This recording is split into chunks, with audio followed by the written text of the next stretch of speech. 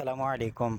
आज की क्लास में हम डिस्कस करेंगे एक्टिव मास क्या होता है, लॉ ऑफ मास एक्शन क्या है और ड्राइव करेंगे एक्सप्रेशन फॉर इक्विलिब्रियम कांस्टेंट के सी के लिए। The concentration of reacting substance is called as active mass. Reacting substance की जो मिकदार होती है वो हमारे पास एक्टिव मास कहलाती है। The unit of active mass is mole per d m cube. जो एक्टिव मास की जो हमारे पास यूनिट होती है वो मोल पर डी एम क्यूब होती है and it's value is express in एक स्क्वायर ब्रैकेट। इसकी वैल्यू को हम स्क्वायर ब्रैकेट के अंदर रख कर दिखाते हैं। अब आते हैं लॉ ऑफ मास एक्शन की तरफ या इक्विलिब्रियम लॉ।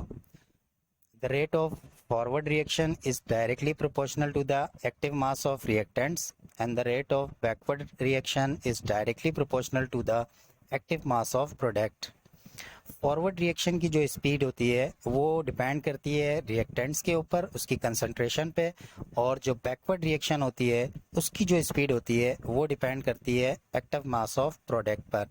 यानी जितना ज़्यादा एक्टिव मास ऑफ रिएक्टेंट होगा उतना तेज़ फॉरवर्ड रिएक्शन होगा और जितना ज़्यादा एक्टिव मास ऑफ प्रोडक्ट होगा उतना ज़्यादा बैकवर्ड रिएक्शन होगा। अब आते हैं इसकी डेरिवेशन की तरफ। Consider a reversible reaction. एक ये रिवर्सिबल रिएक्शन है जिसके अंदर जो स्मॉल ए, स्मॉल बी, स्मॉल सी और स्मॉल डी मोलर कोफिशिएंट्स हैं किसी भी एटम के। तो according to the law of mass action तो रेट ऑफ फॉरवर्ड रिएक्शन जो होगा वो डायरेक्टली प्रोपोर्शनल होगा एक्टिव मास ऑफ रिएक्टेंट के, और रिएक्टेंट ए और बी है और जो भी इनके मोलर कोफिशिएंट है वो ऊपर पावर में आ जाएंगे। रेट ऑफ फॉरवर्ड रिएक्शन के लिए हमने आर एफ लिख दिया और ये कांस्टेंट इज प्रोपोर्शनैलिटी का साइन जब हम हटाएंगे तो इज इक्वल टू और कांस्टेंट आएगा। जो कांस्टेंट हमने के एफ ले लिया और बाकी ये आपके पास रिएक्टेंट आ गई इनकी कंसंट्रेशन। तो हियर के F is rate constant for forward reaction.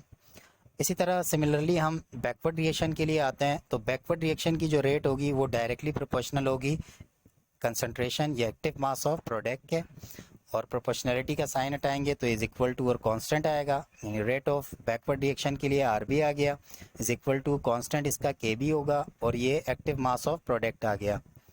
Hair K B is the rate constant for backward reaction, यानी ये रेट कांस्टेंट है बैकवर्ड रिएक्शन के लिए।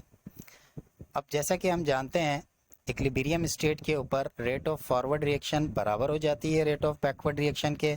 तो आर एफ हमारे पास बराबर हो जाएगा आर बी के, और आर एफ की वैल्यू जो ऊपर निकली वो K f concentration of A and B आ गई, और इसी तरह आर बी की वैल्यू हमने यहाँ लिख दी।